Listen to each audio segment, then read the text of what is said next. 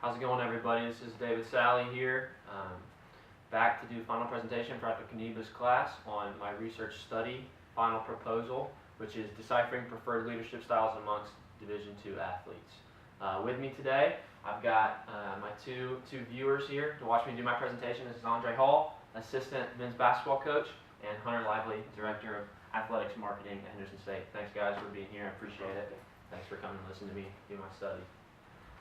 So, like I just said, my title is Deciphering Preferred Leadership Styles Amongst Division II Athletes. So, a little background on what I'm trying to do here. As we were doing our article reviews, I sort of began to realize as we were going through research that there weren't a lot of articles that talked about Division II athletes. There were some articles I went through that mentioned Division II athletes and used some of them in their study, but for the vast majority, they either didn't include Division II athletes at all, or the study was split. There was one particular study where they split it between D1 and D2 athletes, and in that study, it was shown that there were huge differences between Division I and Division II athletics, as we all know, and because of those differences, to me, that seemed like a reason that warranted further research specifically about Division II athletics. I think it's fair to say anyone that's been involved with D2 athletics has seen at some point in time that the student athletes at the Division II level sometimes can get overlooked just because smaller schools, less money a lot of times, and a lot of attention, especially in the media and other things, is on Division I sports. And so it just seemed to me that doing a standalone Division II study about what athletes are looking for out of their coaches would be something that would be beneficial both for the coaches and the athletes themselves. Other studies have shown that when athletes and coaches are on the same page, when there's team cohesion, and when athletes are getting the kind of values that they want out of their coaches, and their coaches are communicating with them in the ways that they are most responsive to, studies have shown, like in the study by Ram Zinahad and Keshton, that the teams with those kind of traits from their coaches typically are more successful in the field. In their study, they went through 164 teams, 164 players, of 16 different soccer teams from the professional league in Iran. And they did studies on each individual player, on each team, to kind of develop a sense of the team's cohesion. And the teams were broken down from good teams to middle-of-the-road teams to bad teams. And sure enough, their hypothesis was that the teams who were the most cohesive, that got along the best with their coaches, that were getting the leadership they needed from their coaches, would perform better on the field, and that turned out to be the case. And so multiple other studies have done things just like this, where it's been proven that the teams who are on the same page with their coaches, when athletes are on the same page as their coaches, they're able to have a higher chance of success on the field, and that's really what it's all about for me.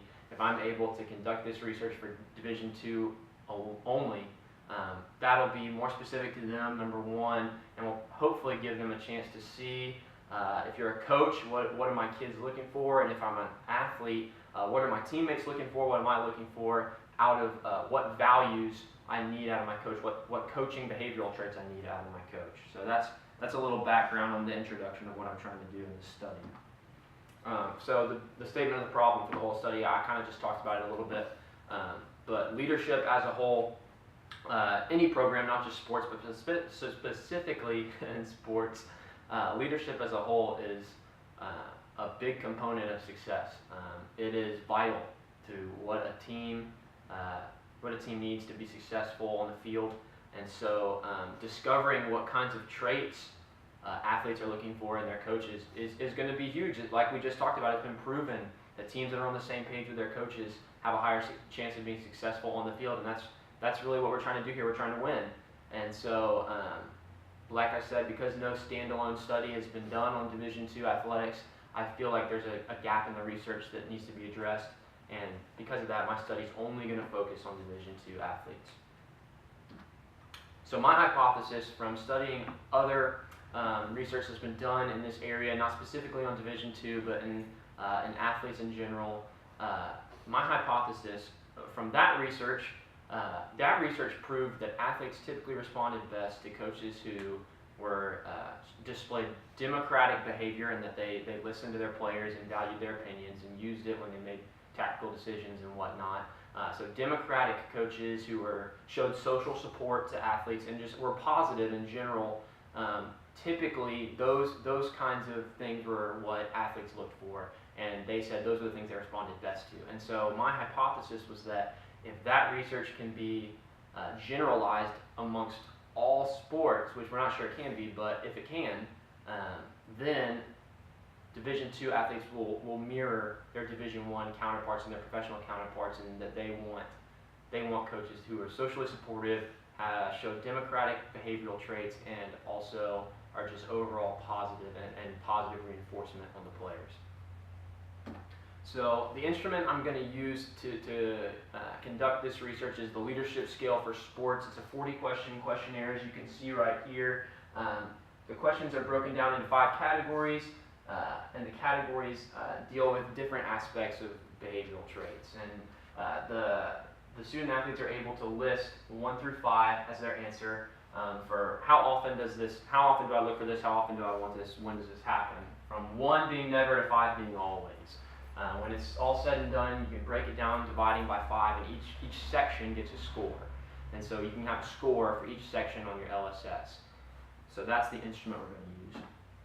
The way it would work is I'd get 75 to 100 student athletes from a Division II institution in southern Arkansas, and what I would do is have them all fill out the LSS. They're all going to come in, they're going to fill out the questionnaire, I'm going to sit them down, they're all going to fill it out at once. When they leave the room, they'll hand it back to me.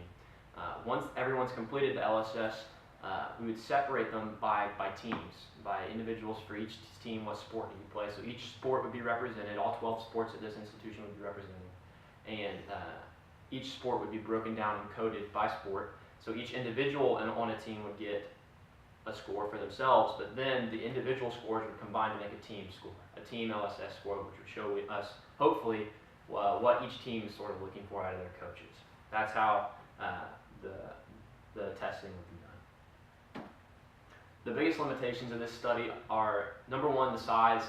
75 to 100 questionnaire seems like a lot, but really we're focusing on 1 school. So it's kind of hard to say this could be thrown over all D2. Hopefully it can be applied to most, but if you're going to expand the study, I'd say use a couple different D2 schools. And secondly, questionnaires in general. Questionnaires are a great way to quickly ask questions, but sometimes questionnaires can be surface level. So if you're going to do this study further, I think the number 1 thing you'd want to do is just maybe with more researchers, ask more in-depth questions. And here are my references right there. So are there any questions, guys? Anybody got a question? All right, go ahead. David, in your analysis of this study, what do you think are some of your top challenges that you found while you were analyzing the study? Well, if I was going to conduct the study, I think the biggest challenge is right off the bat. The biggest challenges, I think, would be, number 1, deciding which student athletes were going to take the LSS. Hopefully, I would get some feedback from the coaches. I think I'd go to the coaches first and say, what kind of athletes from your team do you think would work best for this study? So I'd use their input, but I'd also use a little bit of my own judgment, use some my ability to see which kind of athletes I want in my study. But I think choosing the athletes would be the most vital and most difficult part. Thanks. Anybody else got a question? If you was able to go more in depth with the study that you was just presenting us, how would you kind of go more in depth? Yeah. Like I kind of talked about at the end, if I were going to do this more in depth, number 1, I'd bring more people into my team, because it's hard to evaluate a lot of data, 75 to 100 people in an in-depth way with 1 person. So I'd bring more people in, but the next thing I would do, like I talked about, is I would go deeper on the questions. I would probably sit down and do interview-style questions after the LSS. I would probably sit them down and ask in-depth questions, so I could get more. I don't want to say surface level, because I think the questionnaire would show a good general response. You know, I don't think there's anything wrong with the questionnaire necessarily, but to go more in depth, I would certainly go deeper with more after the fact interview questions. Thank you. All right, thanks guys, appreciate it.